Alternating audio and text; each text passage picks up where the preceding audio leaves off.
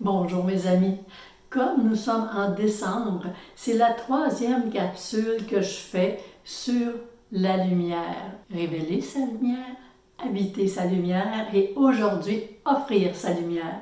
De fait, nous sommes habités par le Christ intérieur et révéler notre lumière, la partager, l'habiter, c'est d'avoir dans nos relations, dans notre propre accueil avec les événements de la vie, de la façon dont on les traverse, d'être tout le temps en lien avec le cœur, ce cœur aimant qui ne demande qu'à s'exprimer au quotidien. On peut se demander aujourd'hui, comment est-ce que je vais partager cette lumière qui m'habite? On comprendra qu'il faut d'abord être conscient, consciente que nous sommes lumière et que c'est dans le processus tout à fait naturel de la partager. Ça fait partie intégrante de chaque être humain. Parfois, certaines personnes, par ailleurs, ont l'impression de ne pas être dignes de cette lumière. Ont l'impression que être lumière, ce n'est pas adapté à elles. Elles ont l'impression qu'elles sont indignes à cause d'expériences difficiles qui ont été traversées, parfois des erreurs qui ont été commises dans les expériences, des blessures qui ont laissé un état de rejet intérieur, rejet d'elles-mêmes et rejet parfois de la vie en soi et des autres êtres humains. Et pourtant, nous sommes tous traversés par la lumière. Elle passe à travers chaque personne. C'est lorsqu'on va cesser de se juger et de juger qu'on va sentir cette lumière se propager tant à l'intérieur de chacune de nos cellules, de chacune de nos expériences de vie au quotidien, de nos interactions avec les autres et on va être davantage des personnes accueillantes, bienveillantes et on va se faire recevoir de la même façon. Alors, nous sommes lumière. Vous voyez, c'est de façon intrinsèque dans chaque être humain cette présence lumineuse qui ne demande qu'à s'exprimer. De par l'abondance du cœur, l'amour, la bienveillance, la joie ne s'épuisent pas quand on les donne. Au contraire, elles se renouvellent. C'est comme une source. Plus on puise, plus l'eau jaillit. Concrètement, offrir sa lumière, la partager, c'est faire un compliment sincère, pardonner, partager un sourire, avoir une prière silencieuse pour une personne. Si nous voulons arriver à intégrer cette lumière et en devenir davantage plus conscient, consciente, à la fin de la journée, on peut se demander où ai-je laissé ma lumière se répandre aujourd'hui? Et qu'est-ce que cela a éveillé en moi?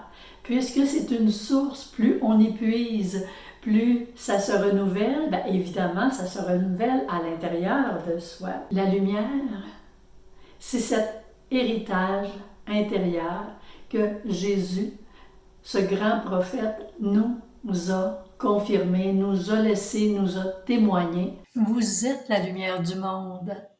En la partageant, elle ne diminue pas, elle s'amplifie et illumine l'humanité.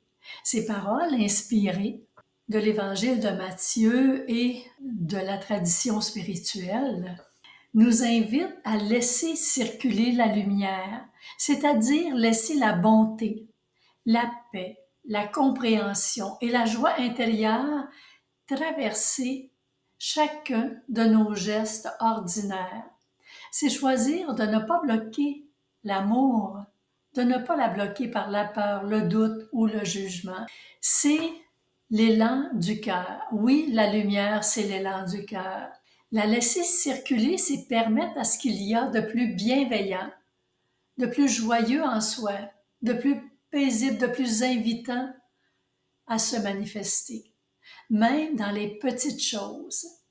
Quand on sourit à quelqu'un sans rien attendre, lorsque l'on choisit de comprendre, d'entendre ce que l'autre nous dit plutôt que de juger, quand on écoute sincèrement au lieu de vouloir convaincre, à chaque fois, on choisit la paix au lieu de la tension.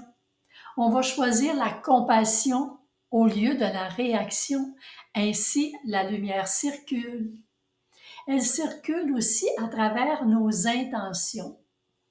Elle ne passe pas seulement par les gestes que l'on pose, mais aussi par la qualité intérieure, c'est-à-dire l'intention qu'on met dans ces gestes. Lorsqu'on prépare un repas en pensant que l'on est en train de préparer ce repas afin de nourrir et réconforter ce qu'on aime, cette intention devient lumière et le repas est forcément meilleur. Si l'on traverse une difficulté, en choisissant d'y voir une leçon plutôt qu'une punition ou une condamnation, ce faisant, on permet à la lumière d'éclairer cette situation. Alors ce n'est pas du tout une question de religion, mais de vibration intérieure. La lumière, c'est l'énergie d'amour consciente qu'on laisse passer à travers soi. Lorsque la lumière circule, lorsqu'elle transforme, ça veut dire que ce qui est invisible devient perceptible. Dans la qualité, exemple de notre présence, les autres le sentent, même s'ils ne le formulent pas. Ce regard calme, cette voix douce que l'on a, ce silence apaisant, ce sont des rayons de lumière incarnés. À titre d'exemple, dans une file d'attente ou au volant de votre voiture, au lieu d'être agacé, de respirer de façon très accablée par la circulation qui est lourde, on prend le temps de s'arrêter simplement, tout doucement.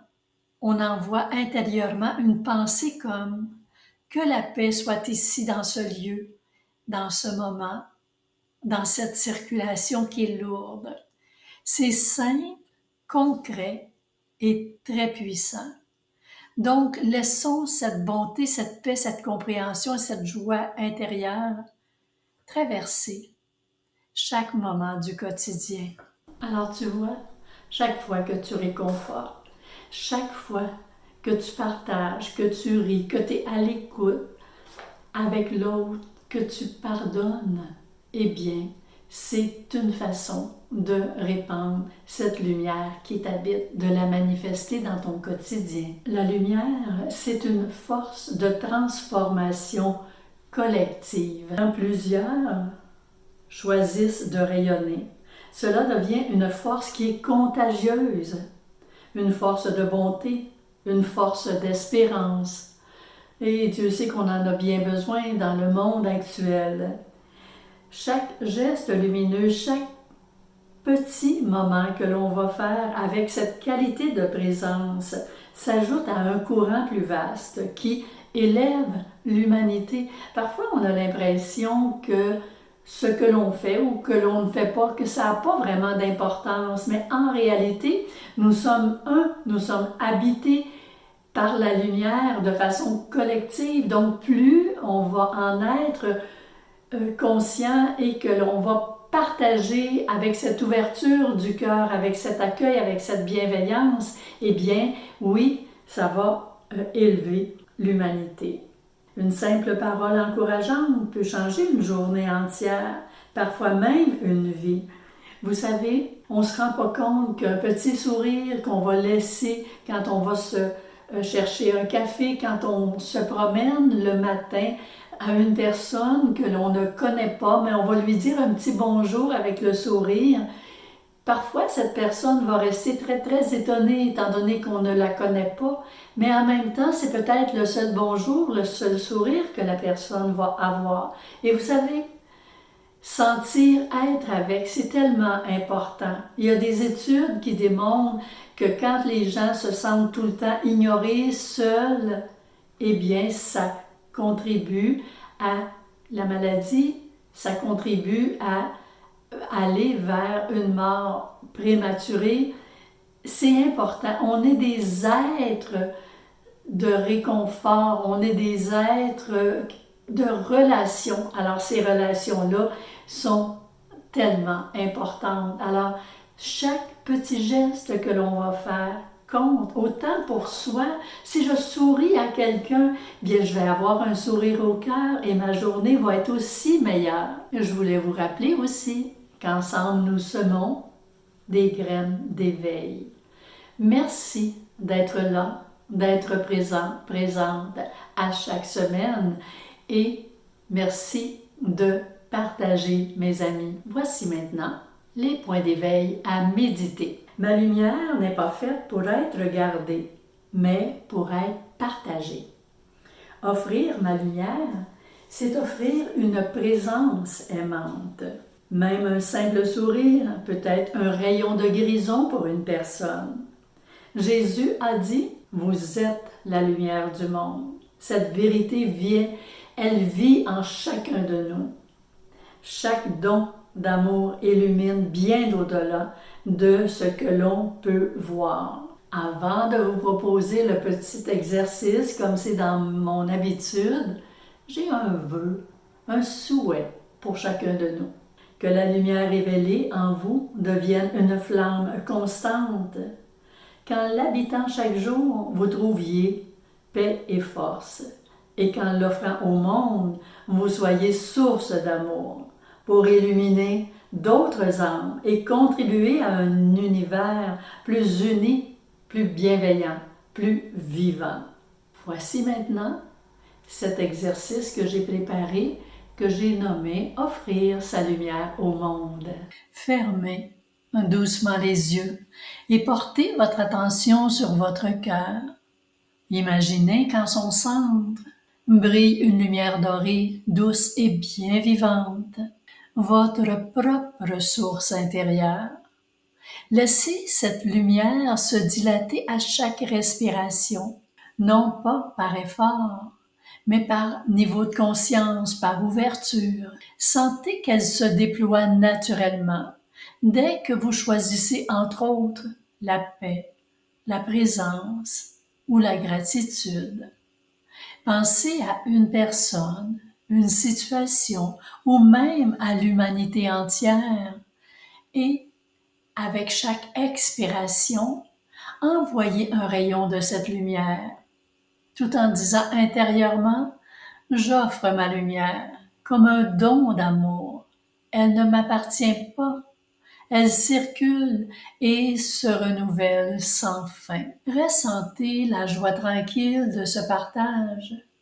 Prenez conscience que vous avez déjà dans votre vie agi à partir de cette lumière. Elle est toujours là et bien vivante. Chaque geste d'écoute que vous avez posé, chaque geste de bonté, de courage, en est une expression. Laissez cette reconnaissance élargir votre niveau de conscience. La lumière ne dépend pas de votre perfection, mais de votre désir d'être ouverte et de vouloir l'offrir au monde. Voici un petit rappel, puisqu'on est très proche de Noël. Les gens vont s'affairer pour chercher le cadeau, parfois le plus dispendieux que l'on puisse offrir. Mais j'ai un cadeau à vous proposer, le meilleur et le plus beau des cadeaux à offrir. La plus grande offrande que nous puissions faire n'est pas matérielle. C'est la lumière que nous laissons rayonner de notre cœur. En l'offrant, nous devenons co-créateurs d'un monde plus aimant, plus bienveillant et plus lumineux.